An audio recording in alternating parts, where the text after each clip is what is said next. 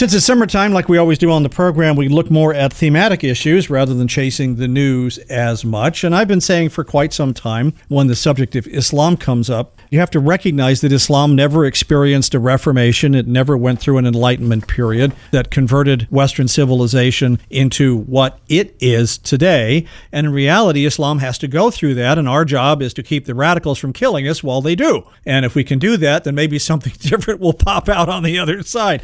Welcome back to Steel on Steel. John Leffler here with you. Wanted to talk with one of the gentlemen who's involved in trying to reform Islam in one form or another, because I've posed the question, is Islam actually compatible with democratic society? And we went through that on a show one time.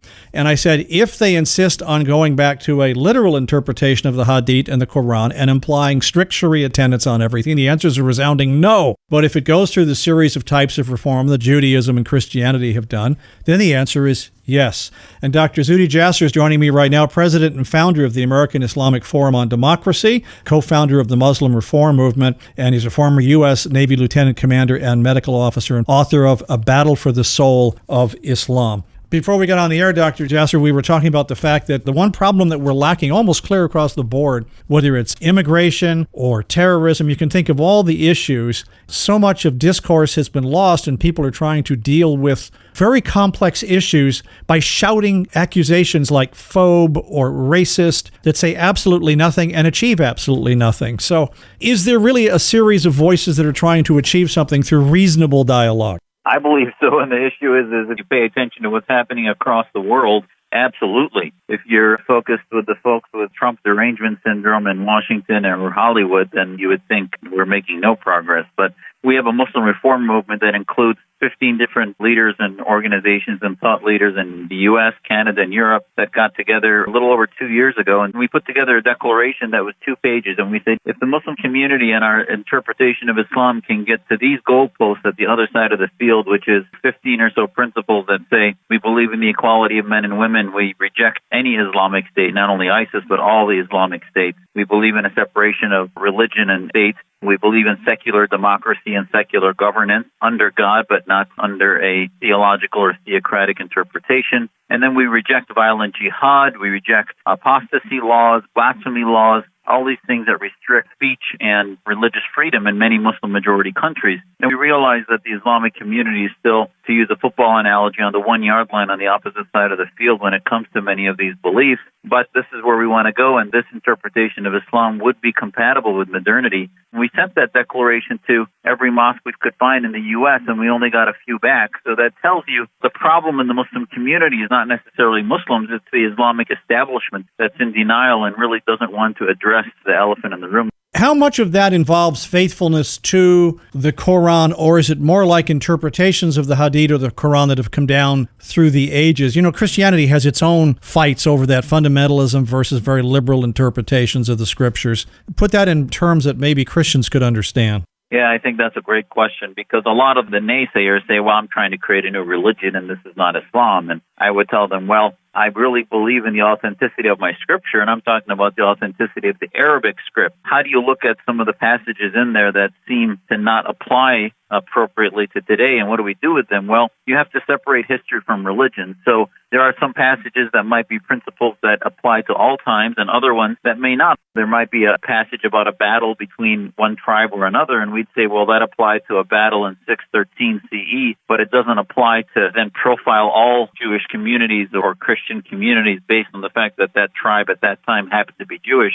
Similarly, and we tell Muslims, if you use modern medical science, if you use modern computer science, the Prophet didn't used to use those, and yet we modernize these things. So political science is similar in the fact that the question is not what the Prophet did back in the 7th century, but if the Prophet were alive today, what would he do? So you can take a passage that says you sever the limbs of people who steal. In Saudi Arabia, they actually cut their arms off. In the 21st century, the word for sever is actually to sever the relationship from society. So you have a way to say it makes sense if somebody steals to put them in prison so that they can't steal anymore, and it doesn't mean actually cut their arms off. There are ways to interpret things metaphorically, less black and white, less literally, like the Wahhabists or the Al-Qaeda types do, and that needs the laboratory of Western freedom to do that. And there are many examples of how Islamic scholars and Quranic Arabic scholars can do that. If you were to try to do that inside of these countries where there's a heavy-duty Shariah enforcement, how would what you're proposing be received? I'm so glad you asked that, because people say, well, Zoot is a mutation of the Muslim world, and this is why Muslims in America have such a responsibility. We can do things here that you just cannot do in Muslim-majority countries, because the Islamic establishment, which is not only the guys in beards and long robes, but it's the governments there. So even if they claim to be secular military governments like the Egyptian government, they still run their society based on Islamic law and Sharia. The government uses the religion, as Marx did, as the opium of the masses, but they don't allow reform, because then they can't control it if you allow critical thinking. If you are not a collectivist when it comes to religion, you live in the West. And Muslims here really have an obligation to say it's not just about our narrative as the 1% in America, where there's no threat of Muslims taking over government in the U.S., but in governments where they are a majority, like in Iran or Saudi Arabia or Egypt or Syria or elsewhere, it is a threat. And that's why you have people marching against the Brotherhood in Egypt, marching against the Khomeinists in Iran, because they know what the heck happens when they run government. They reject the Islamist theocrats, but then again, the laboratory of critical thinking, of free speech, as we see in Iraq has fallen apart because without chaperoning, the theocrats try to kill their enemies. They don't argue with them, they kill them. And of course, that's the purpose of free speech in this country, which is why every time I hear somebody say, well, you have the right to freedom of speech, comma, but, and then they begin listing when your free speech doesn't apply. And usually it's something they don't want to hear. That's why in the U.S. it's interesting that the Islamist groups like the Council on American Islamic Relations and the Muslim Public Affairs Council and others will call people who are critical of Islam Islamophobes, because they don't want anyone to be critical of Islam. They will racialize Islam, which is an idea. It doesn't have any rights. It's an idea. Our Muslim Reform Movement, one of the primary tenets of our movement is Muslims as human beings have rights to freedom, as anyone else does. But Islam as an idea doesn't have any rights. The Universal Declaration of Human Rights said ideas don't have rights, human beings do. And that's why in the West, even though America is a very religious country, we do things to religious ideas that are sometimes quite offensive. And that's because our First Amendment and our Supreme Court has deemed that you need the antiseptic of sunlight sometimes to give people the freedom to express themselves, but without restricting their speech, because that's a slippery slope that can then end up with a theocracy, which is what our founding fathers tried to prevent. Right, because they'd seen the results of it in Europe, where you had Protestants and Catholics executing each other over their faith. After a lot of slaughter, we had a 30 years war and 100 years war, they finally said, okay, stop. This has got to quit. And that's actually very important, in that when people try to get their head around what's happening in Islam, Islam is 1,438 years old as a religion. The 30 Years' War, where you had 8 million people die in Europe, was in the 16th century. So that's about where Islam is in its history, and it's now starting to grapple with what to do with the toxic mixture of national identity with theological imposition.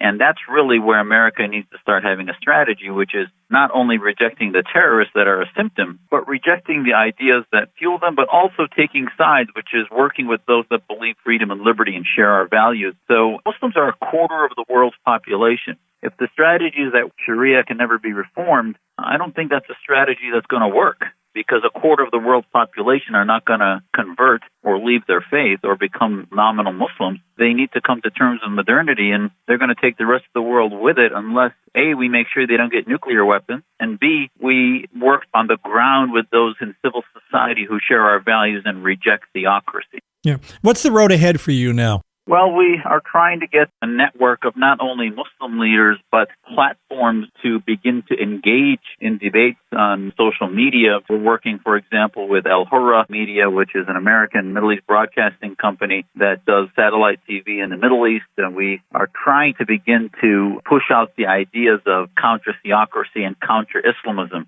Once America begins to have this strategy, I think President Trump in his campaign said he was going to have a commission on radical Islam. And just as in the Cold War, what ended up paving the way for Ronald Reagan was a sentiment in the U.S. that we were not only going to be anti-Soviet, but anti-communist, and begin to foster the ideas of freedom through Radio Free Europe, etc. So our way forward over the next 5, 10, 20 years is to begin to foster a strategy, a whole-of-government strategy, whole-of-society strategy that works with reformers on the ground, that works with a strategy to push forward ideas of liberty and freedom, and begin to counter Islamism, counter theocracy, And the most difficult part of this is going to be where it's easy in Iran, where the government is our enemy and we have declared that and we're working to contain them. It's harder in countries like Saudi Arabia and Egypt, where President Trump had to recalibrate that and reestablish alliances with those governments. But at the end of the day, ideologically, those governments are not our allies. We're going to have to start to educate Americans that chaos and disruption is probably our friend for a while. As weird as that sounds, in countries that don't have nuclear weapons or aren't close to revolutions, and I think the Middle East, we need to start changing the paradigm of the 20th century where we said dictators are our friends as long as they're contained. You're only going to be able to spread ideas like our Muslim reform movement is trying to do if we begin to work for change from the Islamic establishment in the Middle East. And I think you have to establish credibility in the minds of Canadians and Americans and others in the West that there really is a division. Otherwise, they're going to see all Muslims as one way or another linked into terrorism. And the way forward for that, if the left really believes in diversity, which is racial diversity, ethnic diversity, and those are all immutable things. If you believe in diversity, you should start with ideological diversity. So why do they look at Muslims as one monolithic, peaceful religion? There are different ideas related to Islam out there. If you believe in diverse ideas, then bring them all onto MSNBC or CNN. Start having us debate these things publicly rather than just using us as a tool for the minority identity politics. Unfortunately, racism has been weaponized in this country, and once it's weaponized, then it's done as a political club, and you can't deal with that. You and I could go to lunch and sit down and start ironing out our differences. You can't do that when you're shouting at people and clubbing them with it. Exactly. It's all about the hyper-partisan obsession about how to get to the right or how the right can get to the left rather than actually dealing with the principles of what we're looking at. When somebody's called an Islamophobe for saying that Muslims reject the Constitution, I went to speak at Duke University, and the title of my talk was American Muslim Identity, Patriot or Insurgent? And the Muslim Student Association was offended. They said, our identity is not a binary one. That's a false choice. And I can't tell you the amount of hate that they put out before I went there. But then after my speech, the reviews, even from the Duke Chronicle, was very positive, saying he talked about the struggles of theocracy versus constitutional republic loyalty and the need to reject jihad and things like that. It's interesting that they don't want to deal with the principles. They just want to use identity politics to feed into the hyper-partisan debate. All right, Dr. Zuhdi Jasser, who is president and founder of the American Islamic Forum for Democracy. Website is aifdemocracy.org. Also author of the book, A Battle for the Soul of Islam. Well, thank you for having this discussion. It's so important. I think we should engage our engagement with Muslims based on terror incidents. We should base it on holding us accountable with a tough love about what are the progress for reform that Muslims are making. Are your Muslim neighbors really working to change the texts that are on the shelves in their mosques that say if you leave Islam you should be killed, that gays should be thrown from the rooftop,